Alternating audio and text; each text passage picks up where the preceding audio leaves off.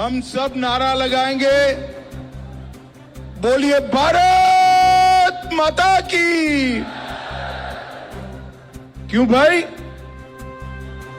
मधुबनी वालों को क्या हो गया है? 400 पार जाना है या नहीं जाना है? मोदी जी को तीसरी बार प्रधानमंत्री बनाना है या नहीं बनाना है? अशोक यादव को यहां से संसद में भेजना है या नहीं भेजना है? तो भले आदमी ऐसी आवाज नहीं चलती। दोनों हाथ उठाइए, माताएं बहनें भी हाथ उठाए जरा, विजय के संकल्प की मुट्ठी बींचे और प्रचंड आवाज से बोलिए जय श्री राम, जय जय श्री राम, वंदे वंदे वंदे। आज की इस विशाल जनसभा में हम सबों के बीच में उपस्थित सालों तक आपके जनप्रतिनिधि रहे और जिनका मैं हृदय से बहुत सम्मान करता हूं, ऐसे हुक्मदेव बाबू को प्रणाम कर कर मैं मेरी बात की शुरुआत करना चाहता हूं। यहां उपस्थित हरी साहनी जी,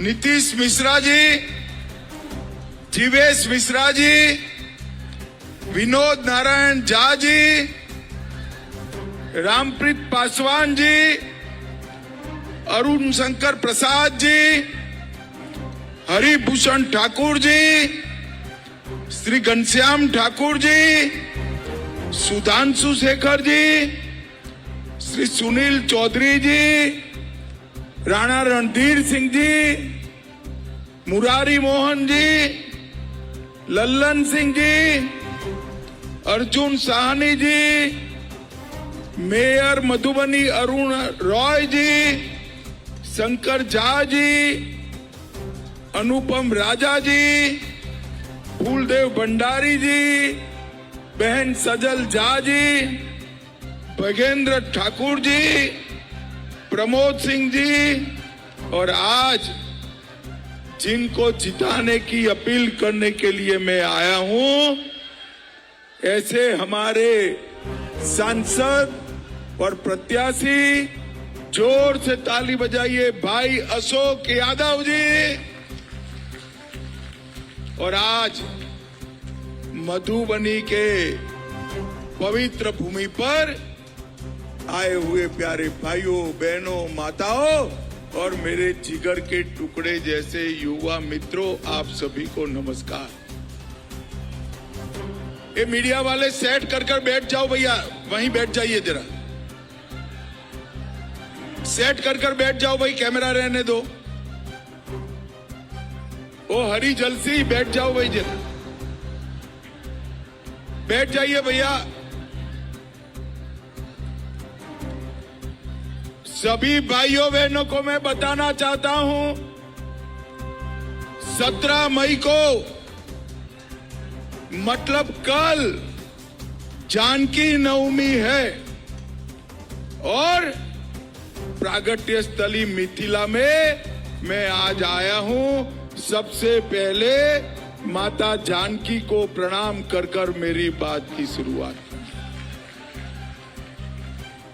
भाइयों बहनों, बाबा कपिलेश्वर धाम, उगना मंदिर, उच्चैठ शक्तिपीठ, काली मंदिर और वीर लोरी, राजा शैलेश, दुलारा ब्याल, गणिनाथ भगवान, इस सब को मैं प्रणाम करता हूं।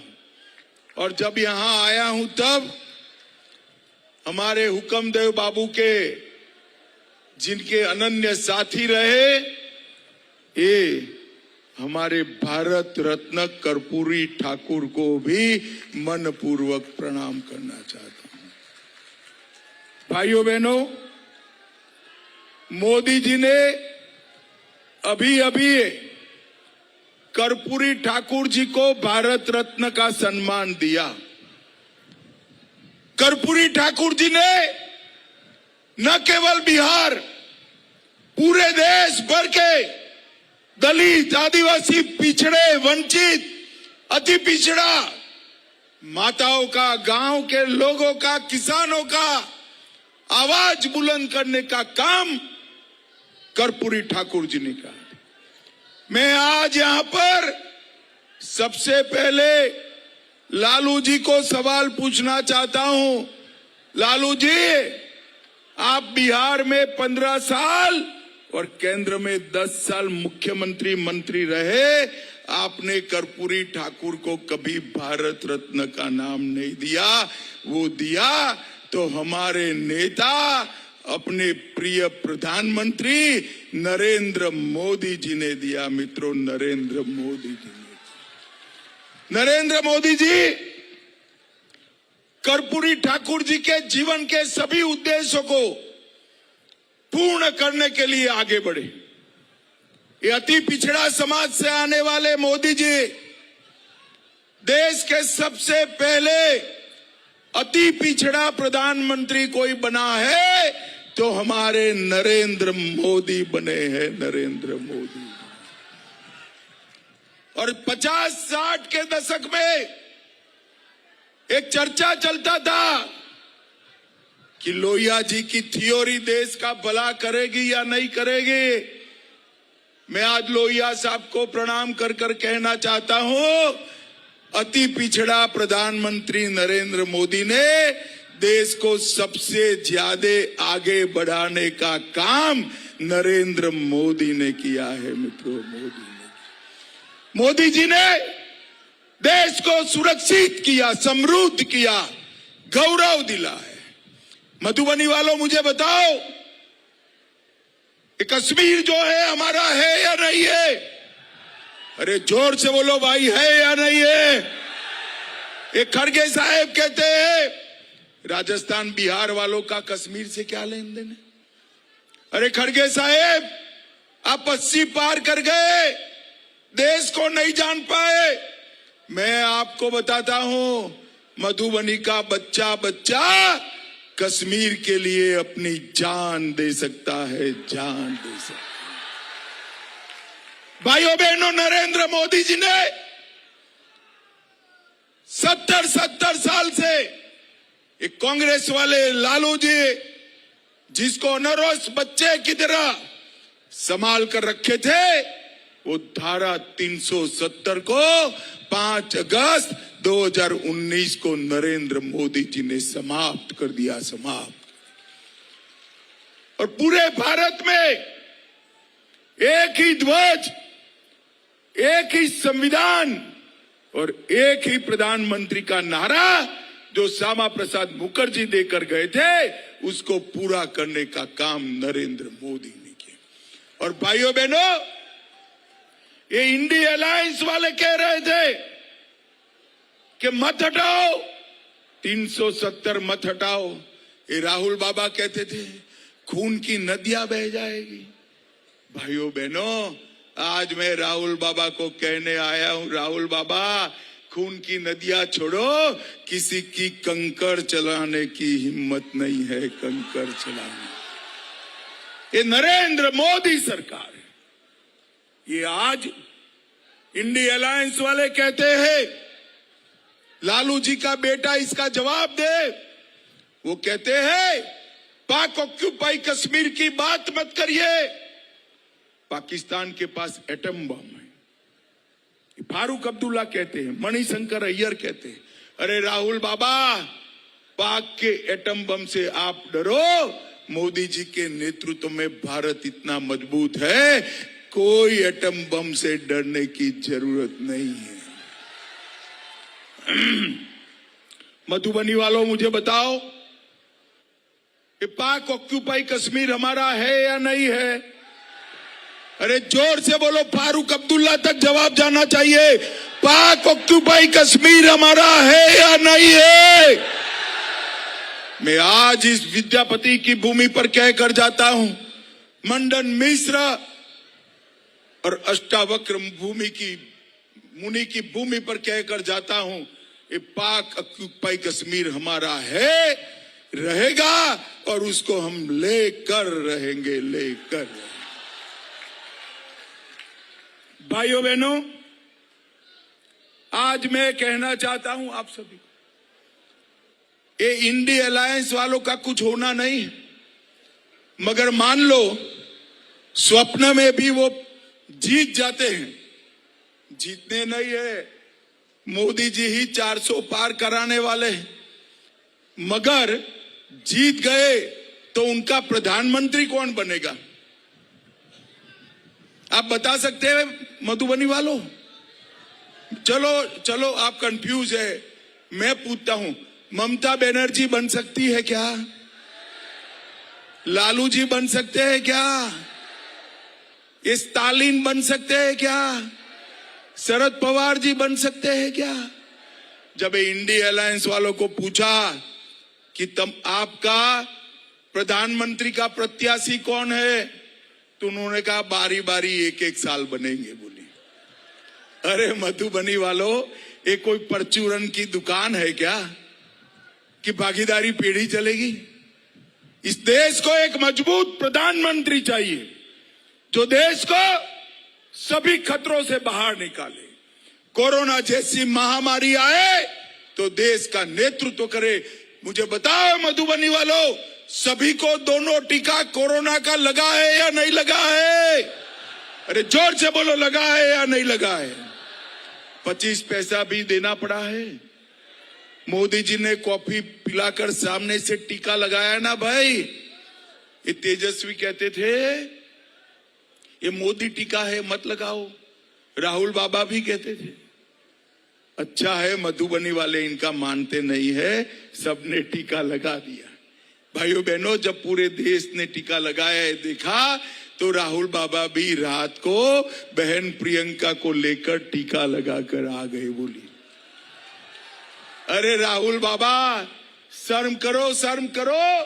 कोरोना जैसी महामारी में आप इस प्रकार की राजनीति करते हो। भाइयों बहनों, इस देश को हर संकट से अगर कोई बचा सकता है तो नरेंद्र मोदी बचा सकता है। मैं आपको बताता हूं, माताएं बहनें बैठी है, इतने साल से लालू जी आपका आरक्षण रोक कर बैठे थे। ये अशोक को मैं कहता हूं, भैया शायद अंतिम टर्म है, अगली बार कोई माता बहन के आपकी जगह टिकट मिल जाएगा, क्योंकि नरेंद्र मोदी जी ने संसद और विधानसभा में माताओं बहनों को 33% आरक्षण देने का काम नरेंद्र मोदी जी ने किया। भाइयों बहनों,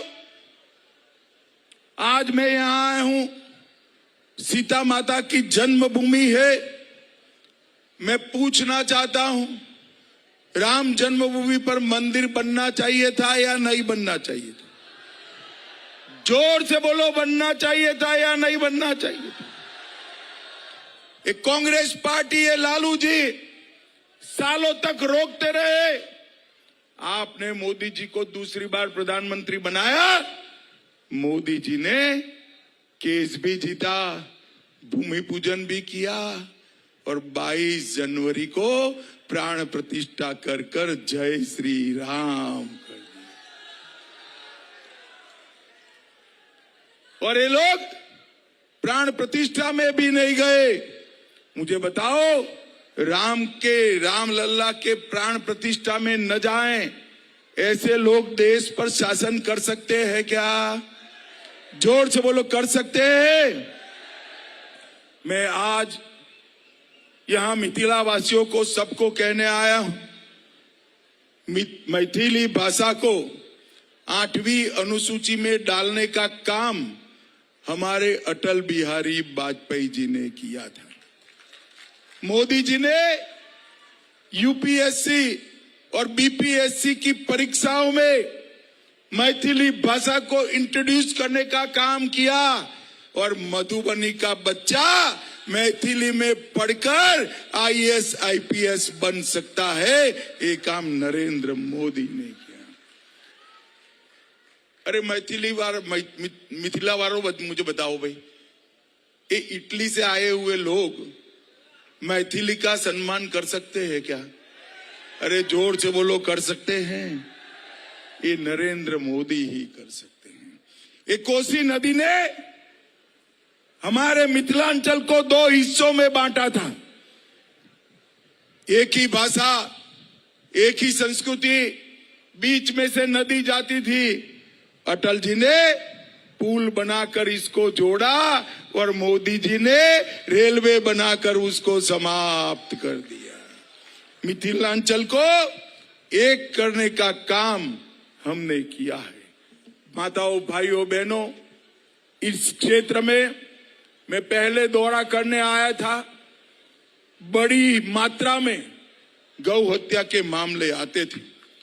मैं आपको विश्वास दिलाकर जाता हूं, मोदी जी को तीसरी बार प्रधानमंत्री बना दो, गौ हत्या करने वालों को उल्टा लटका कर सीधा करने का काम है।